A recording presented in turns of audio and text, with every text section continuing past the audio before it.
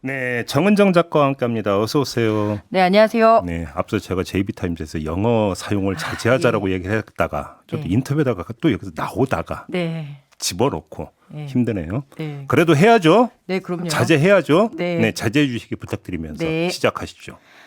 대구 변호사 사무실 방화 사건 소식 전해드려야 될 것 같은데요. 네. 어제 오전 10시 55분쯤에 정말 안타까운 일이 일어났습니다. 대구 수성구 범어동 5층짜리 빌딩의 2층에서 방화로 추정되는 불이 나서 7명이 사망하고 여기에 방화 용의자마저 사망을 했습니다. 그러게요. 예, 또 네. 47명이 연기를 흡입해 치료를 받았고요. 3명은 열상을 입었다고 하는데요. 화재 사건 용의자는 소송 결과에 불만을 품고 상대편 변호사 사무실에 불을 지른 것으로 알려졌습니다. 네. 용의자가 앙심을 품은 변호사는 당시 출장을 간 터라 부재 중이었고 어허. 하지만 같은 사무실을 사용하는 다른 변호사와 직원들이 사망에 이르게 됐는데요. 도대체 이분들이 아유, 예. 예. 그래서 53세의 남성인 방화 용의자는 대구 수성구에 주상복합 아파트를 신축 사업하는데 6억 8천만 원을 투자를 했다가 사업 진행이 원활하지 않자 이에 관련한 손해배상을 해달라며 시행사와 시행사 대표에게 제기한 민사소송이었는데요. 네. 이 과정에 불만을 품고 상대편 변호사의 사무실에 불을 지른 거니까 이 사건이 좀 더 황망한 일이잖아요. 상대 측 변호사는 자기의 의뢰인 변호를 열심히 한 것뿐이고 그러니까. 또 용의자까지 사망에 이르게 되면서 공소권 없음으로 재판 결론이 나게 되면 유족들의 피해 보상은 더욱더 묘연해질 텐데요. 예. 무엇보다 20분 만에 불이 꺼졌다고 하더라고요. 그런데 어허. 어떻게 이렇게 피해가 컸는지를 좀 들여다봐야 될 것 같습니다. 네. 해당 건물은 1995년 사용 승인이 났고요. 당시의 소방법 기준으로는 1층과 지하 주차장에만 스프링클러가 설치가 됐다고 합니다. 네. 게다가 단일 건물에 빽빽하게 사무실이 들어가 있고 근무자들이 많았다라는 거죠. 그래서 탈출도 어렵고요. 상상도 할 수 없는 일이어서 대응이 쉽지는 않았겠지만 너무 속수무책으로 이렇게 불이 퍼졌습니다. 예. 경찰과 소방 당국이 정확한 사고 경위 등을 조사한다고 하는데요.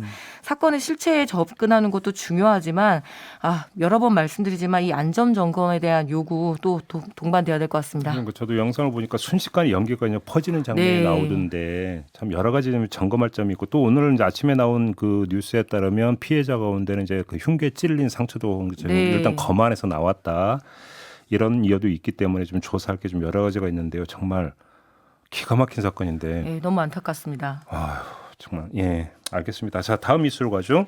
예, 박수 칠 때 입조심 해야 될 것 같습니다. 네. 지방선거에서 성과를 낸 국민의힘이 한창 신이 난 것 같습니다.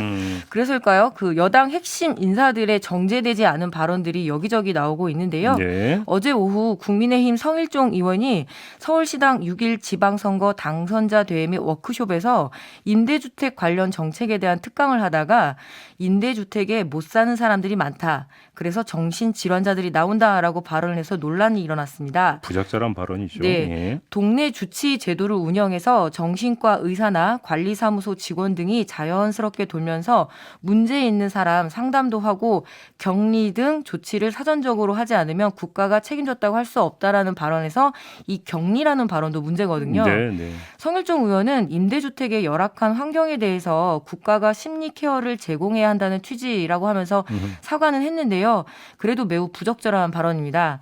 임대주택 거주자와 정신질환자에 대한 어떤 혐오를 부추기는 발언인데요. 안 그래도 이번 지방선거 과정에서 출마 지역에 임대주택 건설을 관련한 공약이 많이 짓겠다가 아니라 부동산 가격을 떨어지지 않게 짓지 못하도록 하겠다는 공약이 더 많았거든요. 아, 그랬나요? 예. 예. 여기에 박성준 국민의힘 서울시당 위원장은 이번에 서울 지역 구청장 당선자들에게 구청을 접수가 가능하도록 우리와 맞지 않은 직원이 있다면 교체하도록 조치가 이루어져야 한다라는 발언을 했는데요. 자신들과 다른 성향의 공무원들을 갈아치워야 한다는 의미로 해석이 되는데 박 위원장은 민주당 구청장이 고용한 별정직 공무원을 말한 것이라고 해명을 했습니다. 네. 여기에 더 나가서 정권은 바뀌었지만 아직 미디어는 오지 않았다라는 발언을 통해서 언론을 장악하지 못했다라는 그런 뉘앙스의 발언을 했는데요. 박수 칠 때 입조심 해야겠죠. 미디어가 어디 가고 오고 하는 존재입니까? 그러게요. 미디어는 그냥 거기 있는 존재 아닌가요? 그렇습니다. 네. 오고 가는 게 아닙니다. 네. 자, 마지막 이슈 가보죠. 예, 삼청교육대 피해자들 이번엔 제대로 배상을 받을 수 있을지 좀 봐야 되겠는데요. 네. 삼청교육대는 전두환 정권 때 여러 인권 탄압 사례 중에서도 최악의 사례입니다. 아유, 예, 맞아요. 예, 1980년대 전두환 정권이 공안 정국을 조성하면서 불량배를 소탕하겠다는 명분으로 만든 건데요. 이번에 위법한 공권력의 행사로 발생한 대규모 인권 침해 사건이라고 국가기관인 진실화해위원회가 공식적으로 인정을 했습니다. 삼청교육대 그 자체의 위법성을 인정하면서 강제 입소한 사람이 무려 4만 명이 되는데요. 모두 피해자라는 사실을 국가기관이 이제야 처음으로 인정을 한 겁니다. 네. 그래서 관련 손해배상 소송이 이어질 것으로 전망이 되는데요. 물론 2004년에 삼청교육 피해자법이 만들어졌습니다. 강제 입소자 4만여 명 가운데 피해자로 인정을 받는 경우는 고작 3,600명 정도였다고 해요. 예. 이 피해자 정의가 삼청교육에 의해 다치거나 사망한 자로만 제한을 했었거든요. 하지만 이번에 진실화해위원회는 삼청교육 피해자법에 대해서도 개정을 하라고 요구를 했습니다. 당시 사회 정화와 불량배를 소탕한다라는 그 명분 때문에 전두환 군사정권의 이 명분을 삼았잖아요. 하지만 영문도 모른 채 끌려간 시민들이 대다수였습니다. 사실 불량배라 하더라도 이렇게 끌려가서는 안 되는 일이고요. 사실상 광주 민주화운동 이후에 공포 정치를 조성해 입도 뻥끗하지 못하게 하는 분위기를 만들기 위한 것이었는데요. 한국이 민주화를 이룩했지만 삼청교육대 과거사 정의는 너무 더뎠던 것 같습니다.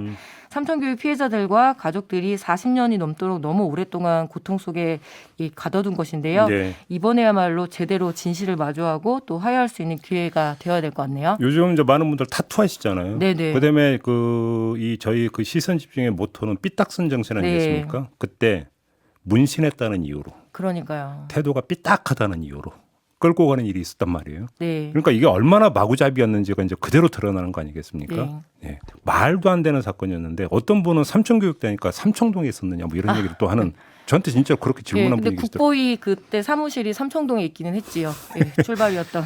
그러니까요. 정말 말도 안 되는 일이 버젓이 자행이 됐던 게 바로 그 대표적인 사례가 삼청교육대죠. 예, 근데 43년 동안 또 이 문제를 해결하지를 못했다라는 것이 더욱더 부끄럽고 안타깝습니다. 그렇죠. 엄밀하게 얘기를 하면 그 전면적인 진상조사와 뭐 백서 이런 것들이 지금 네. 나온 것도 아닌 걸로 저는 알고 네네. 있고 풀어야 될 문제가 참 여러 가지 또 많이 산적해 있어요. 네. 이 점 확인하면서 정은정 작가와 인사 나누겠습니다. 수고하셨어요. 네, 감사합니다.